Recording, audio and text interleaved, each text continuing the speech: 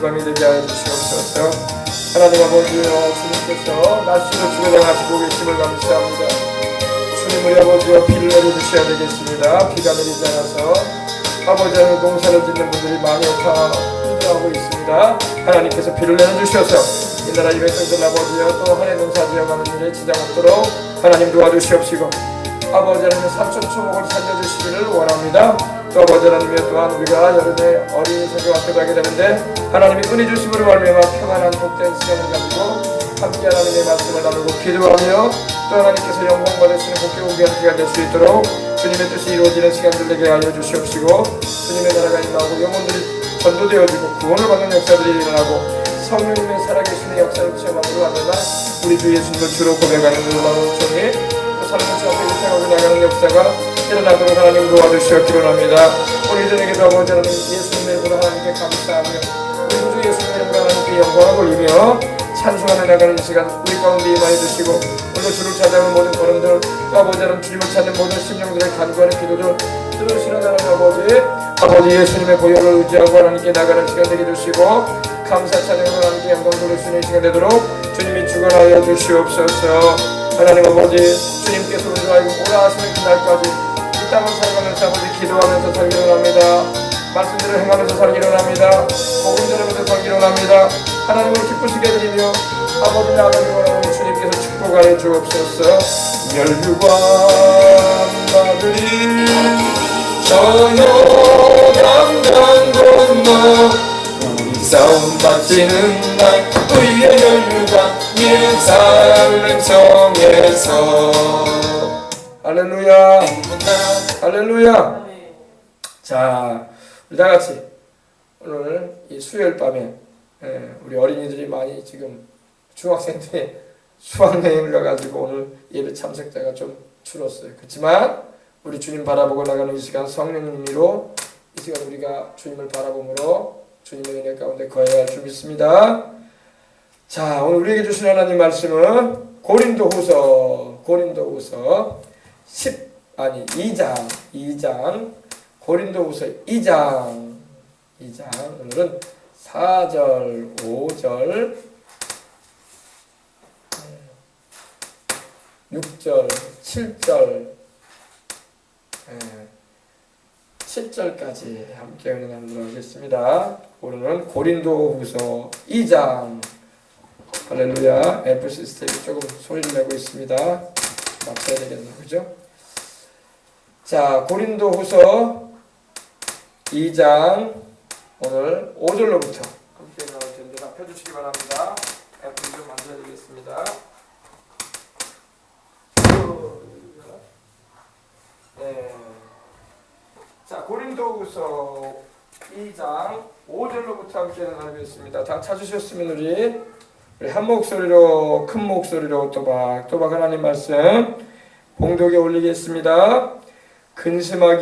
내가 마음에 큰 눌림과 걱정이 있어 많은 눈물로 너희에게 썼노니 이는 너희로 근심하게 하려 한 것이 아니요 오직 내가 너희를 향하여 넘치는 사랑이 있음을 너희로 알게 하려 함이라. 근심하게 한 자가 있었을지라도 나를 근심하게 한 것이 아니요 어느 정도 너희 모두를 근심하게 한 것이니 어느 정도라 하면 내가 너무 지나치게 말하지 아니하려 함이라. 이러한 사람은 많은 사람에게서 벌받는 것이 마땅하도다. 그런즉 너희는 차라리 그를 용서하고 위로할 것이니 그가 너무 많은 근심에 잠길까 두려워하노라. 자, 우리 8절까지 같이 합시다. 그러므로 너희를 권하노니 사랑을 그들에게 나타내라. 아멘. 자, 오늘은 고린도후서 2장 4절로부터 있는 말씀으로 함께 은혜를 나누고 기도를 하도록 하겠습니다. 자, 이제 바울이 이 고린도 교회에 두 번째 편지를 보내는데 그 내용 가운데 바울의 마음을 우리가 살펴볼 수가 있습니다. 내가 마음에 큰 눌림과 걱정이 있어 많은 눈물로 너희에게 썼다, 이렇게 말씀을 합니다. 사도 바울이 아주 말씀이 있어서는 대쪽 같은 그런 전혀 요동함이 없는 하나님의 말씀 중심에 서서 흔들림이 없는 그런 신앙의 본이 되는 그런 분이기도 했습니다. 근데 그 마음에 큰 눌림이 있었다고 말하고 있습니다. 주의 일을 하다 보면은 마음에 이런 큰 눌림, 다시 말해서 이런 고통, 또 고뇌함, 또 여러 가지 그런 압박, 이러한 일들이 있습니다. 예수님을 믿으면은 세상 근심은 우리가 근심하지 않으려고 기도를 맡기지만은 특별히 주를 섬길 때에 우리가 교회를 위한 염려나 또는 복음을 전할 때에 믿지 않은 이들을 향한 또 이제 막 신앙생활을 하고 주님을 믿어온 이들이지만 아직 굳세지 못한 이들을 볼 때에 그러한 염려가 또는 그런 마음의 눌림이 있을 수가 있습니다. 오늘 말씀을 보니까 내가 마음에 큰 눌림이 있다, 바울이 이렇게 말을 합니다. 기도를 해서 하나님께 맡기면서도 이런 마음의 눌림과 걱정은 늘 마음을 떠나지 않을 수가 있습니다. 세상은 근심과 염려가 그치지가 않아요. 누구도 세상에 태어나게 되면 어린아이로부터 시작해서 세상을 떠나게 될 어르신들에 이르기까지 다 근심을 하기 마련입니다. 세상에 속 편하게 인생 사는 사람은 거의 없습니다. 거의 없는 게 아니라 아주 없어요. 돈이 많은 사람은 많은 대로 걱정이 많고, 또 돈이 부족한 사람은 부족한 대로 걱정이 많고, 건강한 사람은 또 건강해가지고 또 여러 가지 활동력이 세가지고 걱정이 많고 고민하고 살고, 또 몸이 연약해진 사람은 또 아파서 몸이 건강하길 바라는 마음으로 또 염려를 하면서 인생을 삽니다. 예수님을 안 믿는 사람은 안 믿는 사람대로 근심 걱정을 하고 사는데, 세상 근심은 우리의 영혼을 짓누르는 근심이 되지만 하나님을 위한 근심은 우리에게 그것이 기도할 수 있는 계기가 되고 하나님의 은혜를 입을 수 있는 또한 그런 길로 우리를 이끌어주는 거기 때문에 복된 근심이 될 수가 있습니다. 오늘 바울이 하는 근심은 복된 근심이에요. 이건 누가 근심이 편한 사람이 있느냐는데, 똑같은 고민을 하고 걱정을 해도 하나님과 교회를 위해서 영혼들을 구원받게 하는 일을 위해서 근심하는 것은 참으로 귀한 근심인 것입니다. 세상 먹고 살기 위해서 하는 근심은 별로 천국 가서 상도 없는 근심들이야. 근데 영혼들을 구원받게 하고 예수님께로 잘 인도하고 내가 어떻게 하면 주님의 마음을 알아서 그 말씀대로 내가 살아갈까 하는 그런 마음의 근심은 천국에 가서 상을 받을 수 있는 근심이 되는 것입니다. 그래서 우리는 근심을 하려거든 그런 근심을 하고 살아야지, 세상에 그냥 하늘나라 가서도 상도 없는 그런 근심만 내내 하다가 세상 떠나면은 참 인생 세월 다 허비하고 가는 거예요. 그러므로 여러분, 세상 근심도 안 할 수는 없어요. 그러나 세상 근심보다는 하나님을 위한, 하나님의 나라를 위한, 주님의 교회와 영혼들을 구원받게 하는 일을 위한 그런 좋은 근심을 하고 살아가시길 바랍니다. 오늘 바울이 하는 근심은 그런 근심이에요.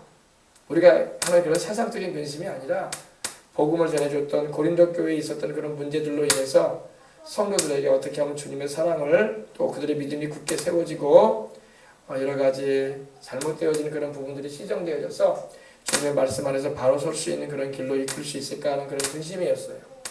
그래서 바울과 같은 우리가 근심을 하고 살아야지, 일반 세상 그냥 먹고 입고 마시고 더 못 가져가지고 안달하고 더 못 누려가지고 안달하는 그런 근심을 하지 마십시다. 하나님이 때가 되면 알아서 주실 것이고, 여러분 인생 살아갈 때 근심은 여러분 좋은 근심을 하고 살아야 돼요. 왜 그렇게 내 몸도 해치고 내 영혼에도 유익되지도 않고 내 마음은 마음대로 상하게 만드는 근심을 하고 사냐고. 우리 그러지 마십시다. 그런 근심은 하나님께 다 맡겨버려야 돼요. 너희 염려를 다 주께 맡기라. 그가 너희를 돌보아 주신다고 하셨으니 너희는 무엇을 먹을까 무엇을 마실까 무엇을 입을까 염려하지 말라. 이는 다 이방인들이 하는 것이라. 너희 하늘아버지는 너희에게 있을 것이 뭔지 아시느니라. 그러니 세상 근심을 하지 말라고 주님 부르시는 거예요. 근데 우리는 세상 근심을 기도로 안 맡기니까 스스로 막 짊어지고 사는 거야. 죄의 짐이 있습니까? 죄도 주님 앞에 회개하고 고백함으로써 그 짐을 맡기시기 바랍니다. 어떤 사람은 죄를 짓고 막 근심을 했어. 죄를 지었으면 그 죄에서 돌이키고 회개하고 그 죄에서 벗어나는 길이신 예수님을 믿고 그 십자가의 공로 의지에서 그 보혈의 능력으로 씻음받고 깨끗함을 입는 은혜를 입으시길 바랍니다. 그러면 되는 거예요. 먹고 사고 입는 문제도 마찬가지예요. 그것도 주님께 맡기면 되는 거예요. 그런 근심은 정말로 근심 가운데서 제일 보잘것없는 근심입니다. 하나님 보실 때 별로 가치가 없는 근심이에요. 하나님을 믿고 의지하면 하나님 다 돌보실 텐데. 아멘. 근데 믿지 못하니까 자기가 근심하고 사는 거예요. 그래서 하나님 섬기는 일도 모두 못하고 자기 영혼에 유익되지도 못한 그런 근심을 하고 인생을 사는 것입니다. 우리는 그래서 그런 근심하지 말고 근심을 하려거든 바울처럼 하나님 나라와 영혼들 구원받게 하는 일과 하나님의 뜻을 이루는 삶을 어떻게 하면 살아갈까? 이런 근심하고 살아가시길 바랍니다. 이런 근심을 해야 돼요. 앉아봐야 돼요. 괜찮았다 싶어요. 또 이렇게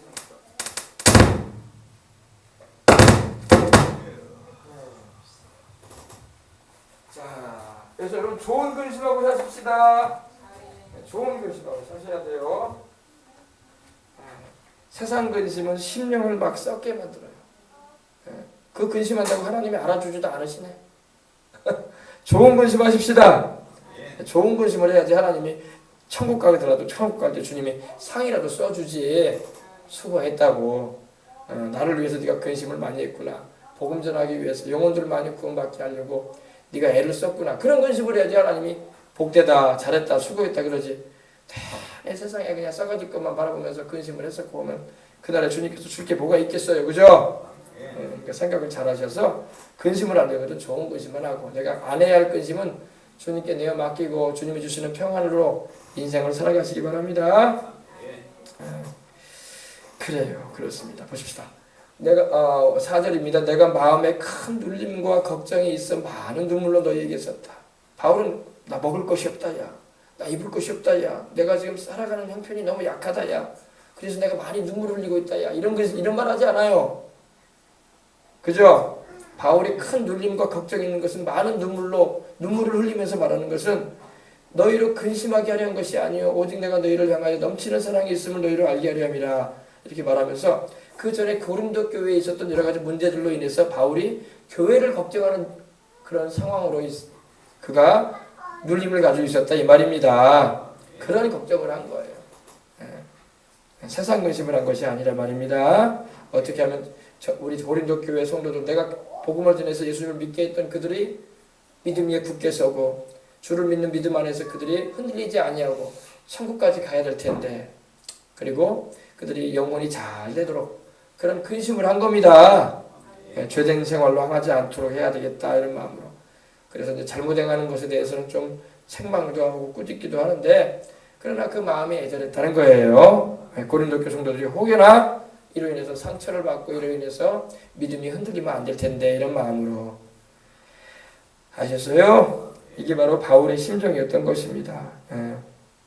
사람은 감정이 있기 때문에 울기도 하고 웃기도 하죠. 그죠? 좋을 때는 막 헤헤하고 웃고 또 금세 또 마음이 또 울적해지면 또 고개를 푹 숙이고 또 한숨을 내쉬기도 하고 그런 거예요. 왜냐하면 사람이 감정이 있기 때문에 그래요. 감정이 좀 메마르면 슬픈 일이 있어도 울지도 않고 기쁜 일이 있어도 웃지도 않아. 감정이 메말라 있어요. 그러나 대부분의 사람들은 감정이 메말라 있기보다는 그래도 많이 감정이 풍부해요. 그죠? 그래서 고통과 아픔이 있을 때는 때로는 마음을 숙연한 마음을 가지고 하시기도 하고 또 좋은 일이 있을 때는 미소를 지으면서 살아보기도 하는 것입니다. 감정은 기복이 있기 마련이에요. 항상 기쁜 사람은 없어요. 모든 일이 어떻게 기쁘겠어. 그러나 기쁜 일도 많이 있어요. 주님 안에서. 할렐루야. 그래서 우리가 이 세상을 살아갈 때 자꾸 매사를 부정적으로 보기보다는 긍정적으로 볼 필요가 있어요. 왜냐하면 낙관적으로 보지 않게 되면 매사가 부정적으로 보면 인생 자체가 괴로운 거예요.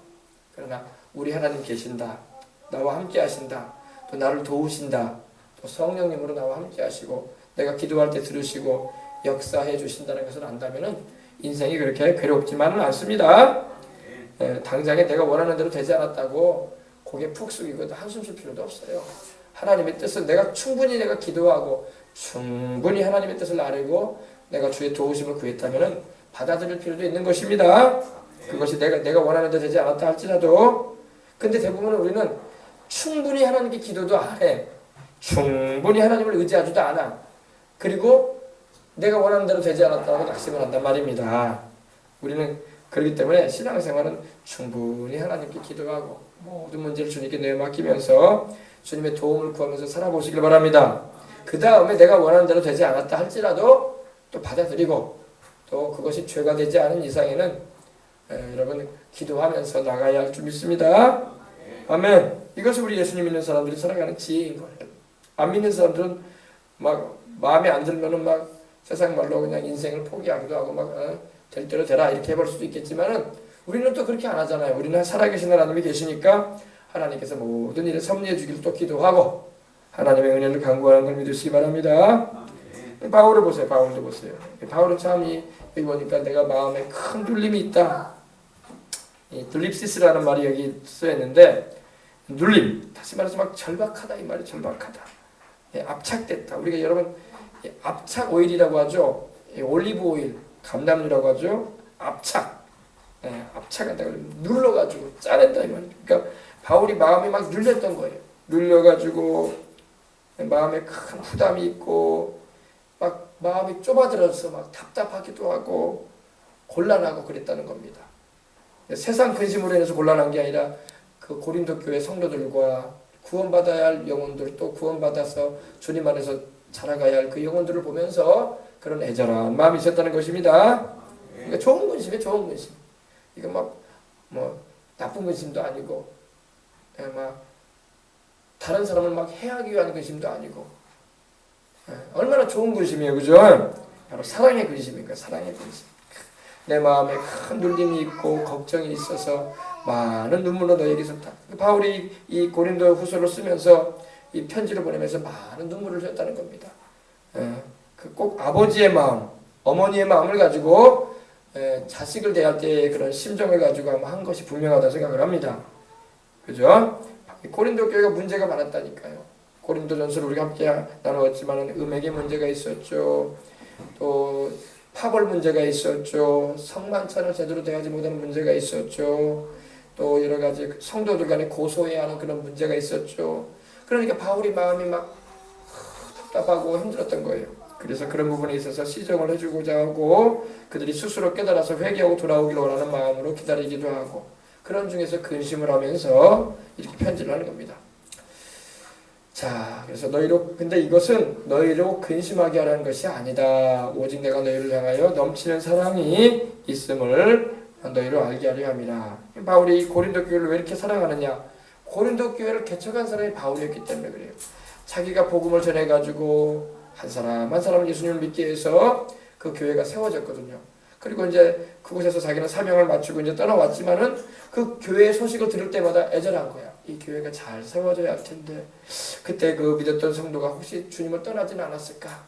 교회 일꾼으로 세워져 있지 않고 오히려 다시 세상으로 나가지는 않았는가 하는 마음으로 근심하면서 그 안타까운 마음을 가지고 그런 일이 있으면 안 된다는 싶은 마음으로 이렇게 염려하면서 또 사고를 일으켰던 그런 비도덕적인 그런 성도의 삶을 보였고 또 여러 가지 파벌 문제, 바울파니, 아볼로파니, 그리스도파니 뭐 이런 파벌 문제 또 성도 간에 서로 이 송사하던 문제 또 우상의 제물을 먹는 그런 문제들 그런 소식을 접할 때마다 바울은 빨리빨리 이것을 바르게 세워줘야 되겠다 싶은데 또 거리도 멀고 해서 가지도 못하고 소식만 접하는 가운데 이 마음에 근심이 많았다는 것입니다.